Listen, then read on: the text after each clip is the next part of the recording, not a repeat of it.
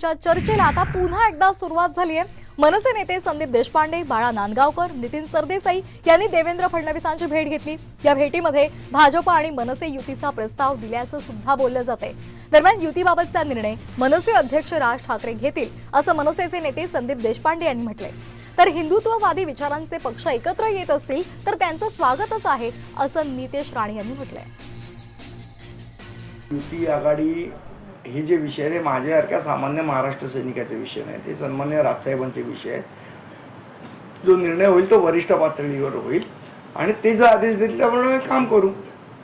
आम्ही काल जे भेटलो फक्त एक सदिच्छा भेट होती आणि हिंदुत्वाच्या विचाराचे जेवढे पक्ष आहेत ते उद्या अगर एकत्र येत असतील तर त्याचं स्वागतच आहे, त्याच्यामध्ये तक्रार करण्याचं कारण नाही। पण आता पक्षश्रेष्ठी आमचे काय निर्णय घेतील हे सगळ्या गोष्टी त्याच्यावर आहेत।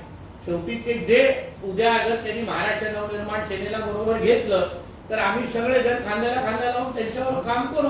पक्षश्रेष्ठी सगळ्यांना समाधानी ठेवून एकत्र येऊन एनडीए नावाचा आमचा हा पूर्ण जो काही गाडी आहे ती अतिशय सुसाट चालू।